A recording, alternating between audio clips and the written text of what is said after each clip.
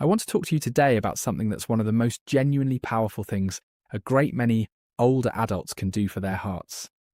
And that's surrounded by misconceptions that lead people either to undervalue it or to go about it the wrong way. Walking, and how to use it to protect and strengthen your heart. Because walking is sometimes dismissed as too gentle to count as real exercise.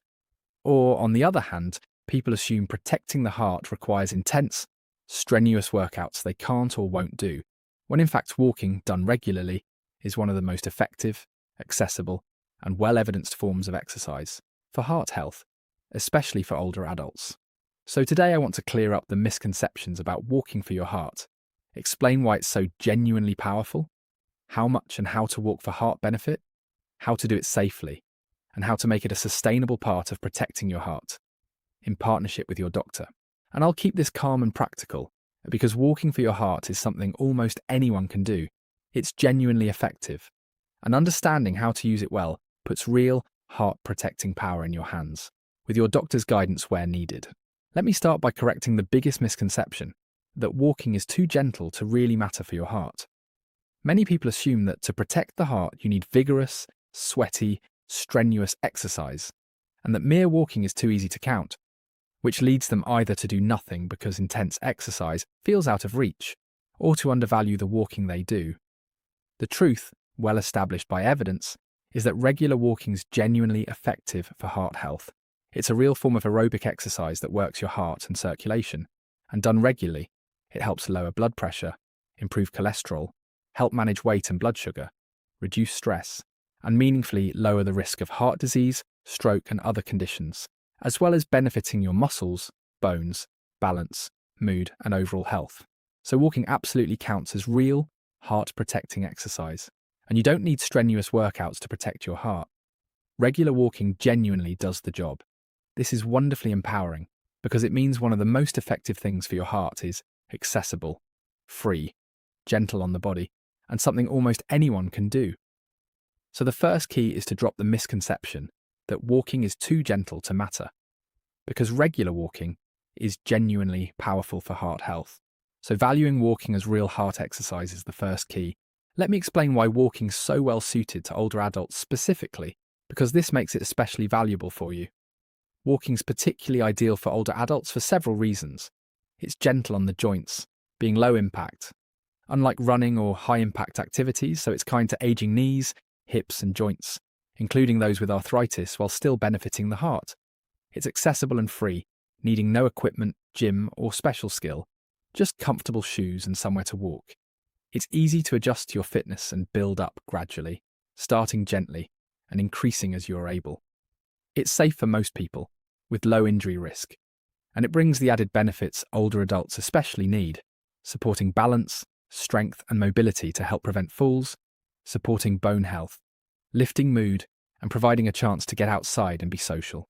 So walking is especially well suited to older adults because it's gentle on the joints, accessible, free, easily adjusted, and built up, safe for most, and brings the balance, strength, mood, and social benefits that matter so much in later life, all while genuinely protecting the heart.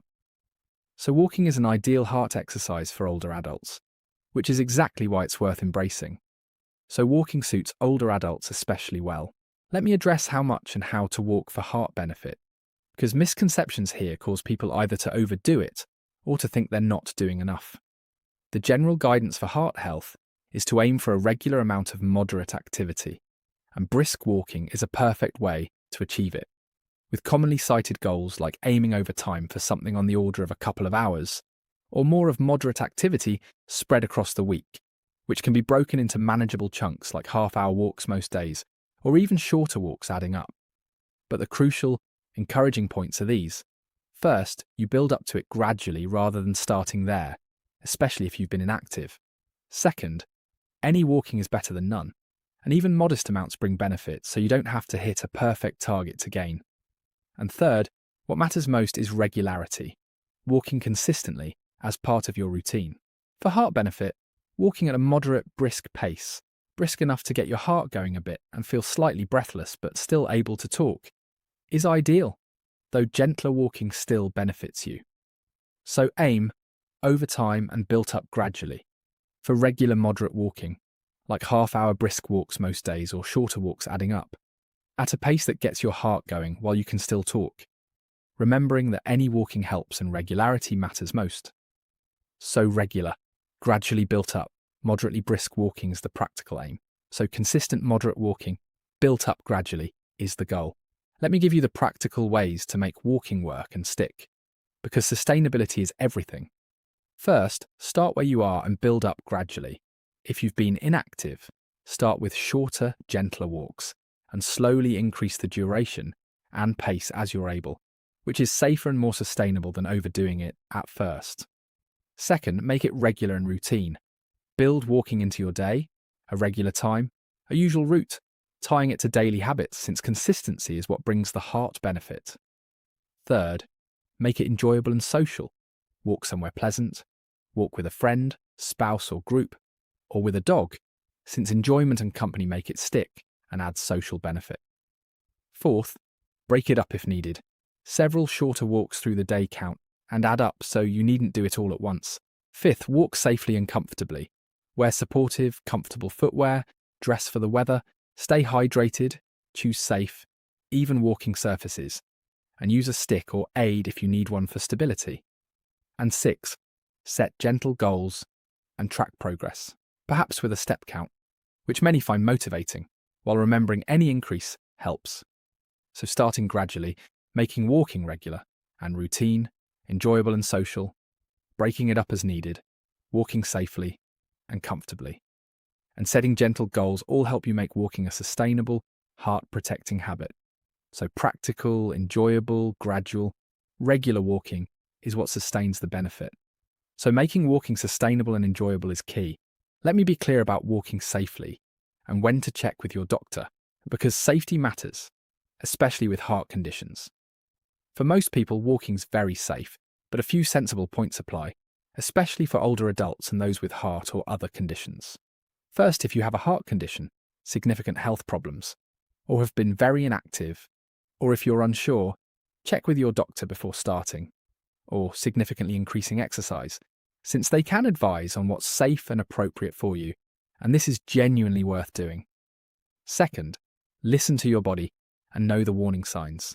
Stop and seek medical attention if you get chest pain, pressure, or tightness, undue or severe breathlessness, dizziness, faintness or palpitations during walking or exercise, since these could signal a heart problem and need evaluation, and chest pain with exertion, especially should be checked, while severe symptoms need emergency care.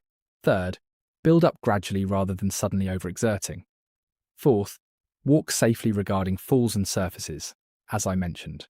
And fifth, don't walk in extreme heat, as I've discussed about heat risks, and stay hydrated. So walk safely by checking with your doctor first if you have heart or health conditions or have been inactive, knowing and acting on warning signs like chest pain or undue breathlessness, building up gradually, walking on safe surfaces, and avoiding extreme heat. So sensible safety and checking with your doctor where relevant make walking safe. So safe walking with medical checks where relevant matters. Let me explain why this all matters so much, because walking's heart benefit is genuinely substantial. Walking for your heart matters enormously because regular physical activity, which brisk walking provides, is one of the most powerful and well-established things for heart health. It helps lower blood pressure, improve cholesterol, manage weight and blood sugar, reduce stress, and meaningfully lower the risk of heart disease, heart attacks, strokes, and premature death, alongside benefiting the muscles, bones, balance, mood, and brain. And because walking is so accessible, gentle, and sustainable, it's something almost anyone can actually do and keep doing, making its real-world benefit huge, unlike intense exercise that many can't or won't sustain. It's also never too late to benefit, since becoming more active helps the heart at any age. So walking for your heart matters because regular activity powerfully protects the heart and whole health, because walking makes that protection genuinely accessible and sustainable for almost anyone, and because it's never too late to start, all of which make embracing regular walking one of the most valuable things you can do for your heart. So the substantial, accessible, sustainable heart benefit makes walking truly worthwhile. So walking is one of the most powerful, doable heart protectors. Let me paint you a picture of how embracing walking helps. Picture a man in his 70s who believes that protecting his heart would require strenuous workouts he can't face, so he does little, dismissing the idea that just walking could matter, and remains largely inactive, his heart and health the worse for it. In the misconception-bound version, he misses out on a powerful, accessible heart protection because he wrongly thinks walking's too gentle to count. Now picture him understanding the truth. He learns that regular brisk walking's genuinely powerful for his heart, accessible and gentle on his joints, so he starts where he is, with short walks, and builds up gradually to half-hour brisk walks most days, making them a pleasant daily routine, often with his wife or a friend, on safe paths and good shoes, having checked with his doctor first given his health. Over time, his blood pressure improves, his weight and mood lift, his balance and strength benefit, and he's meaningfully protecting his heart, all from something he can sustain and even enjoy. The same man, but understanding that walking is real, powerful heart exercise, and embracing it, transformed his heart health with something accessible and lasting. That contrast is exactly why dropping the misconceptions and embracing walking for your heart matters so much. So embracing regular walking genuinely protected his heart. And let me speak directly to those of you caring for or close to an older person, because walking is a powerful, accessible heart protection you can help with. Understand that regular walking is genuinely powerful for heart health, not too gentle to count, and is especially well suited to older adults, being low impact, accessible, free, easily built up, and bringing balance, strength, mood and social benefits alongside protecting the heart.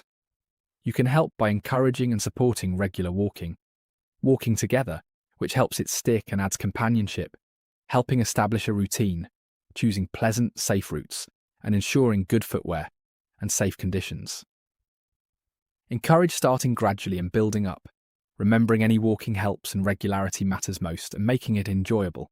Importantly, encourage checking with their doctor before starting or increasing exercise if they have heart or health conditions or have been very inactive, and knowing the warning signs, chest pain, undue breathlessness, dizziness, or palpitations, that means stopping and seeking medical attention. And support their broader heart care.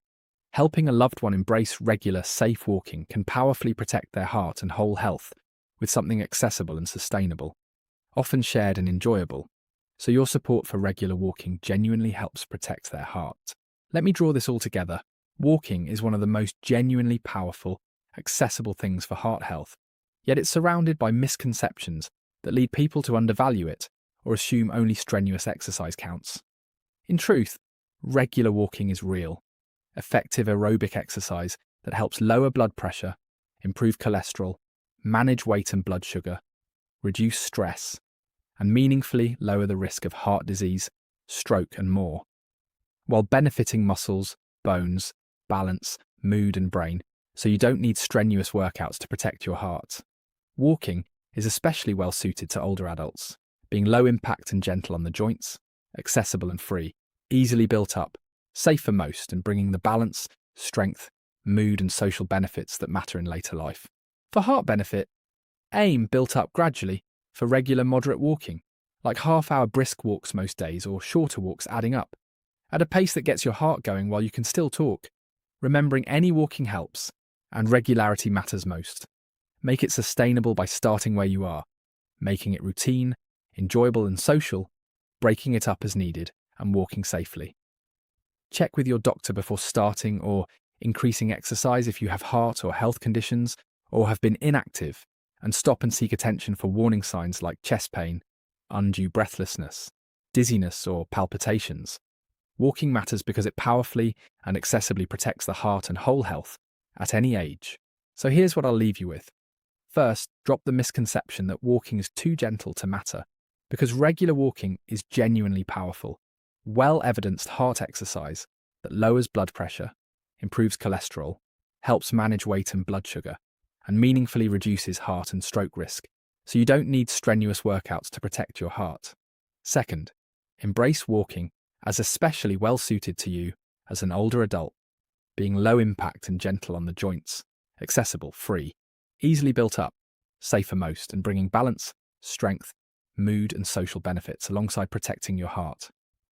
Third, aim. Built up gradually.